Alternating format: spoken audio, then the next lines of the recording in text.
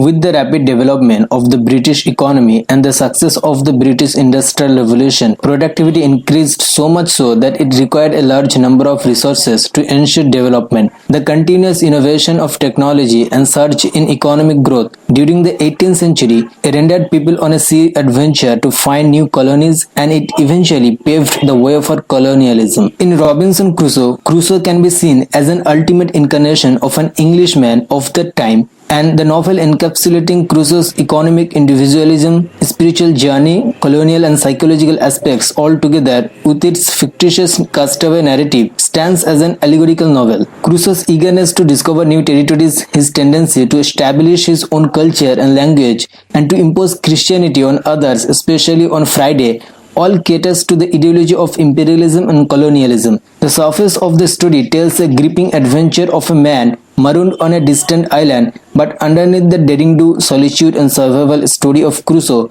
lies colonial implications and the aspects such as domination, subjugation, slavery, othering, mimicry, hybridity, identity crisis could be explored in the text looking through a post-colonial lens. Post-colonialism basically concerns with the study of colonization, decolonization and neo-colonization. It encompasses the cultural legacy of colonialism and the history of post-colonial struggles of colonized subjects over the last 2 centuries.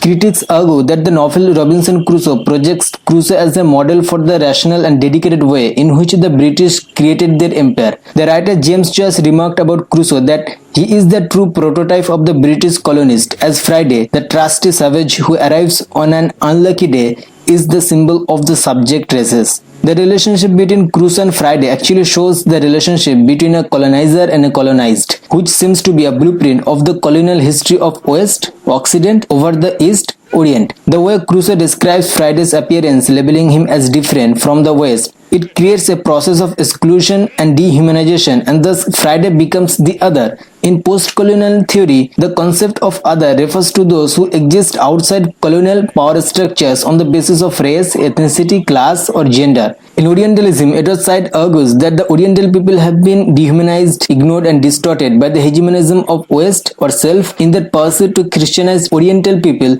and exploit their wealth in the name of enlightening and civilizing them. And in this way, the West justified their colonial rule. Thus, we see Friday becomes the white man's burden to Crusoe, and the way Crusoe plays a fatherly role in order to civilize Friday, stripping him of his own culture, religion, language, and identity, all attributes to the European belief of white supremacy that they have rights to make the uncivilized pagans into civilized Christians. You want to know what the business world thinks of you?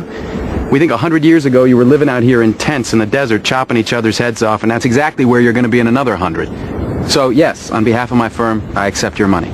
The Orientalism of Friday is found in the descriptions when Crusoe says, "I beckoned him again to come to me and gave him all the signs of encouragement that I could think of. And he came nearer and kneeling down every 10 or 12 steps in token of acknowledgement for my saving his life." To Crusoe, European countenance is more civilized and masculine. Thus, in order to characterize Friday as a man or distinguish him from other savages, Crusoe in relation to Occidental characteristics points out some European features such as olive skin, straight hair, lips in Friday. He had a very good countenance, not a fierce and surly aspect, but seemed to have something very manly in his face, and yet he had all the sweetness and softness of an European in his countenance too, especially when he smiled. From the description above, it is very clear that how Friday is shown as almost human being, because he had all the sweetness and softness of an European in his countenance. But no matter how anglicized in whatsoever respect Friday seems to be, he is always the other, and Crusoe always maintains the master-slave paradigm between them. And throughout the novel, even though Friday seems to be a vibrant character, he exists as a subsidiary to the Occidental hero Crusoe. He does not have a voice of his own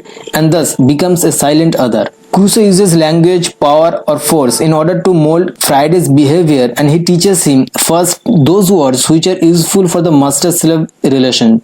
From the very beginning, Crusoe assigned his role as slave through language, and the moment when Friday calls him master, he becomes an enduring political symbol of racial injustice. Thus, making Friday call him master, Crusoe manufactures his consent to accept his colonial identity beyond his notice. Immediately after being rescued by Crusoe, Friday comes to Crusoe, lies down and places Crusoe's foot on his own head. Friday holds Crusoe on a high pedestal, so much so that it becomes a sign for Crusoe that he wants to serve him as a slave. But it is highly questionable as to why Friday shows so much subservient attitude towards Crusoe, and the narrative perspective is not concerned with what Friday fears himself as well. It is also shown when Crusoe and his shipmates are enslaved by the Moors. Yet in the same situation, Crusoe still felt superior. It seems that the writer Daniel Defoe himself was heavily influenced by Eurocentrism and snobbish culture of the time while writing the novel. According to Frantz Fanon, hegemony of European ideology gets into the psyche of the colonized to the extent that it creates an identical deviation or a divided sense of self in them. In an attempt to escape from the insecurity and sense of inferiority that the colonizers constantly instill into them, they want to wear a mask of white. Cultural difference and linguistic barrier likewise complicate Friday's consciousness, and he gradually starts seeing himself through the eyes of Crusoe, the white man. So psychologically he grapples with double consciousness. Friday imitates Crusoe's actions, repeats his words, and learns his behaviors in a way that he becomes a mere extension of Crusoe himself. Thus their relationship exemplifies what Homike Bhabha calls colonial mimicry and ambivalence. Colonial mimicry, Bhabha explains, is the desire for a reformed, recognizable other as a subject of a difference that is almost the same but not quite, which is to say that the discourse of mimicry is constructed around an ambivalence. In order to be effective, mimicry must produce its slippage, its excess, its difference. The rigorous practice of disciplined mimicry puts Friday into a schizophrenic condition in terms of religious beliefs, his own customs, his own habits or inclinations. His spiritual colonization goes to such an extent that he becomes a much better Christian than Crusoe, and yet he dwells in a dilemma of his thoughts that whether Crusoe's religion is superficial or sketchy in contrast to his understanding of his own god Benamukhi. Even though he is becoming a loyal, civilized, good Christian, yet still he harbors his cannibalistic nature. Thus, at one point in the novel, Crusoe says, I found Friday had still a hankering stomach after some of flesh and was still a cannibal in his nature. This dualism leads to the formation of a new subject which in Bhabha's term is known as hybrid identity. In this respect, hybridity could be explained as a state of transition that follows a process of assimilation and transferal of one set of cultural facets such as religion, ethnicity, language, beliefs and practices to those of another. Friday's flawless mimicry and the castrated self who never asserts his independence or resists Crusoe's imposition firmly establishes Crusoe's authority on the island, and it contributes to frame the whole process of colonial setting of the novel.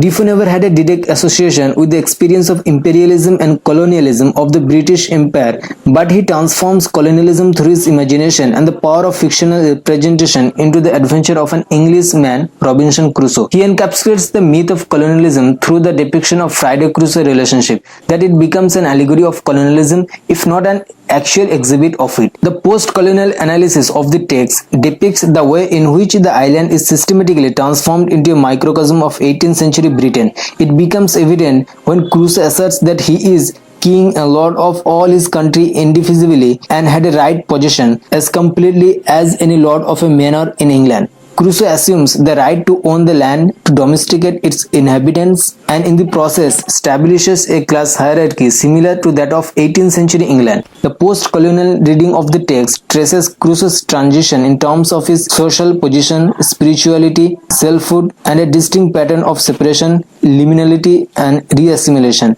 It becomes an archetypal novel perpetuating those imperialist constructions of space, boundaries, and identity that had traditionally adhered to the castaway novel. Crusoe's experience and adaptation to an alien space together with processes of identity formation established the novel not only as a castaway novel but also as a prototypical novel about the colonial quest in the 18th century.